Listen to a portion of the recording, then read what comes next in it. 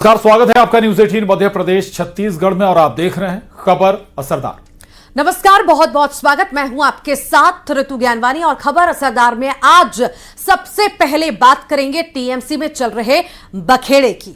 आखिर क्या बंगाल में महाराष्ट्र वाला खेला होने वाला है? क्या ममता बनर्जी के हाथ से टीएमसी निकलने वाली है?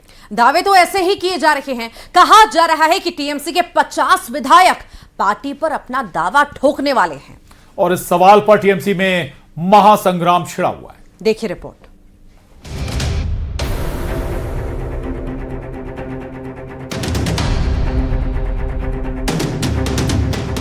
क्या ममता बनर्जी की पार्टी टीएमसी टूटने वाली है? टीएमसी के पूर्व प्रवक्ता रिजू दत्ता ने ऐसा ही कुछ दावा किया है। उन्होंने सोशल मीडिया पर लिखा है कि बंगाल में शिवसेना महाराष्ट्र मॉडल दोहराया जाएगा। इससे आगे बढ़ते हुए उन्होंने दावा किया कि ममता से नाराज टीएमसी के 50 विधायकों की मीटिंग हुई है। ये सारे विधायक विधानसभा स्पीकर के पास जाएंगे और खुद को असली टीएमसी बताएंगे। साथ ही ये लोग पार्टी सिंबल पर भी दावा करेंगे। प्रेस में बोला ये कि ऋतुव्रत बंदोपाध्याय के नेतृत्व में दोपहर को करीब 50 तृणमूल कांग्रेस के विधायकों का रूबी के पास एक होटल में मीटिंग हुआ, फोन पे भी बात हुआ और शाम को एमएलए हॉस्टल में भी बहुत एमएलए के साथ मीटिंग किया। हम लोग 2/3 मेजोरिटी हैं, करीब 50 विधायक हम लोग के साथ है, हम ही असली तृणमूल है।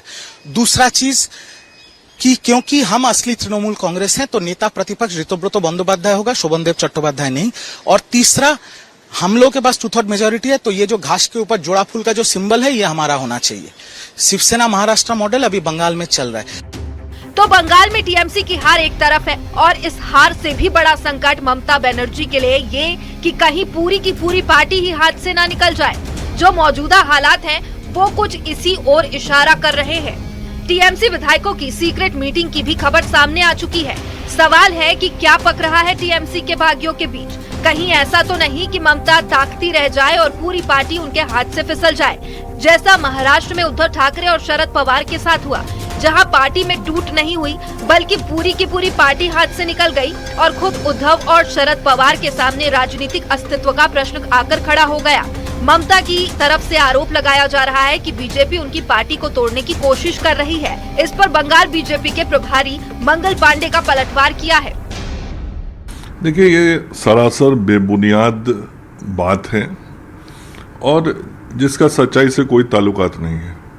भारतीय जनता पार्टी के जो अपने विधायक हैं 207 आज सदन के अंदर है, ये संख्या बहुत पर्याप्त है सरकार को चलाने के लिए। बीजेपी का कहना है कि उसके पास प्रचंड बहुमत है जो सरकार चलाने के लिए पर्याप्त है और बीजेपी का टीएमसी में कोई इंटरेस्ट नहीं। हालांकि बीजेपी नेता ममता बनर्जी पर निशाना साध रहे हैं। ममता बनर्जी विधायकों को बैठक बुलाए हैं, उसमें नहीं आ रहे हैं लोग। शपथ लिए कि नहीं पता नहीं है। विधानसभा में गए नहीं विधायक, उनको सस्पेंड करना पड़ा है, पार्टी से निकालना पड़ रहा है। उनकी सुप्रीमो की मीटिंग में नहीं जा रही हैं। क्या पार्टी है, किस आधार पर? केवल सत्ता में रहने के लिए पार्टी, और सत्ता में है तो पार्टी में है करते थे। तो लोग वहाँ बचकर भागना चाहते हैं टीएमसी छोड़ करके। काउंसिलर रिजाइन कर रहे हैं, एमपी, पंचायत, जिला परिषद सब लोग रिजाइन कर रहे हैं पार्टी छोड़कर। केवल पीसी और भातीजा रह जाएंगे पार्टी में और कुछ नहीं रहेगा। टीएमसी के कुल 80 विधायक चुने गए, जिसमें से 2 को पार्टी से निष्कासित कर दिया, यानी विधायकों की संख्या घटकर अब 78 रह गई है। 78 विधायकों में 2/3 विधायक एक साथ मूव ऑन करते हैं, यानी पार्टी से बाहर निकलते हैं तो उन पर दल बदल कानून लागू नहीं होगा और 2/3 का ये आंकड़ा बनता है 52 का, यानी 52 विधायक एक साथ पार्टी से बाहर निकल जाए तो वो न सिर्फ पार्टी तोड़ेंगे बल्कि खुद को असली टीएमसी होने का दावा भी कर सकते हैं।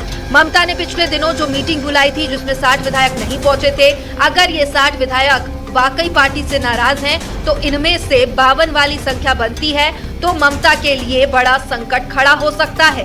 Bureau report, news 18। और मध्य प्रदेश में मोहन कैबिनेट की बैठक हुई जिसमें कई बड़े फैसले लिए गए। एमपी में यूसीसी को लागू करने के लिए जनता के सुझाव लेने की प्रक्रिया अब शुरू हो चुकी है, तो वहीं स्वामित्व योजना को लेकर भी कैबिनेट की मंजूरी आ चुकी है, जिसके तहत सालों से काबिज संपत्ति स्वामियों को निःशुल्क रजिस्ट्री कर जमीन और मकान का असली मालिकाना हक दिया जाएगा। मोहन कैबिनेट ने मुख्यमंत्री सुगम परिवहन सेवा और पीएम ई बस सेवा के तहत बस संचालन की योजना को भी मंजूरी दे दी है। ये रिपोर्ट देखिए।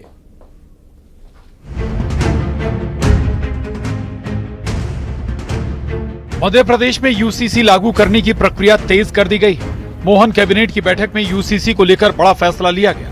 प्रदेश में यूसीसी को लागू करने के लिए जनता के सुझाव लेने की प्रक्रिया शुरू की गई। 30 जुलाई तक ये प्रक्रिया पूरी कर इसे आगे बढ़ाया जाएगा। इसके अलावा कैबिनेट ने और भी कई प्रस्तावों को मंजूरी दी है। यूसीसी के लिए जनता से सुझाव, एमपी को मिल्क कैपिटल बनाने की योजना, गौरस मोबाइल ऐप लॉन्च, स्वामित्व योजना को मंजूरी, जमीन और मकान का मालिकाना हक, 48,29,000 संपत्तियों पर मालिकाना हक, मुफ्त में की जाएगी रजिस्ट्री, 8वीं तक के छात्रों को यूनिफॉर्म। मध्य प्रदेश में समान नागरिक संहिता के बारे में जन सुनवाई के कैंप और इसके विभिन्न स्तरों के ऊपर प्रचार माध्यम से इसमें जो सुझाव चाहिए जनता के वे सारे लेने का कार्य प्रारंभ हो चुका है और संभवतः 30 जुलाई तक इस कार्य को पूर्ण करके मध्य प्रदेश में समान नागरिक संहिता की ओर हम आगे कदम बढ़ाएंगे। मध्य प्रदेश में एक किसान वर्ष हम मना रहे हैं और इस किसान वर्ष में इस वर्ष गेहूं का उपार्जन 1,04,00,000 टन के करीब हुआ है, जिसमें 13,42,000 से ज्यादा किसानों से गेहूं का उपार्जन किया गया है, जो देश में प्रथम है। मूंग व उड़द का रजिस्ट्रेशन भी प्रारंभ कर दिया गया है और उसका सही समय पर उपार्जन प्रारंभ कर दिया जाएगा। एमपी में सार्वजनिक परिवहन व्यवस्था को लेकर बड़ा फैसला हुआ है। सीएम डॉक्टर मोहन यादव की अध्यक्षता में हुई बैठक में मुख्यमंत्री सुगम परिवहन सेवा और पीएमई बस सेवा के तहत बस संचालन की योजना को मंजूरी दी गई। इसकी शुरुआत सबसे पहले इंदौर संभाग से होगी, जहां जुलाई महीने से इंटरसिटी, सिटी और अंतरराज्यीय बसों का संचालन प्रस्तावित है। मुख्यमंत्री सुगम परिवहन सेवा जल्द होगी शुरू। पीएमई बस सेवा के बस संचालन को मंजूरी। इंदौर संभाग से शुरू होगा बस संचालन। जुलाई से इंटरसिटी, सिटी और अंतरराज्यीय बसों का संचालन। इंदौर में 150 इलेक्ट्रिक बसों का संचालन।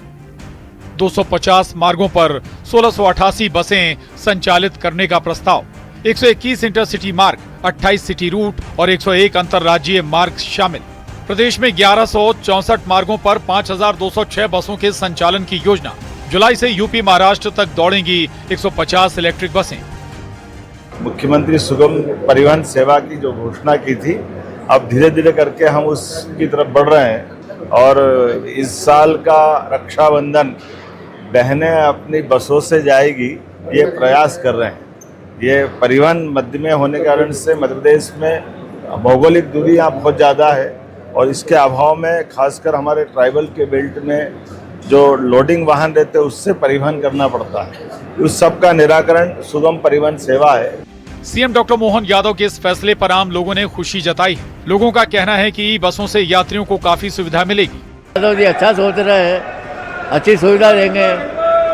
अगर अच्छी सर्विस रहेगी, फास्ट सर्विस रहेगी और इलेक्ट्रिक गाड़ियाँ रहेगी, एसी गाड़ियाँ रहेगी, जनता को सुविधा मिलेगी, अच्छी चलेंगी।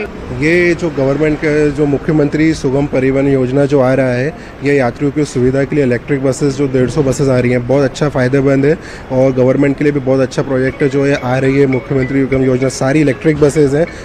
मध्य प्रदेश की मोहन सरकार एक्शन में है। जमीन और मकानों के मालिकाना हक से लेकर मुख्यमंत्री सुगम परिवहन सेवा तक जनता के हित से जुड़े फैसले लिए जा रहे हैं। Bureau report, news 18।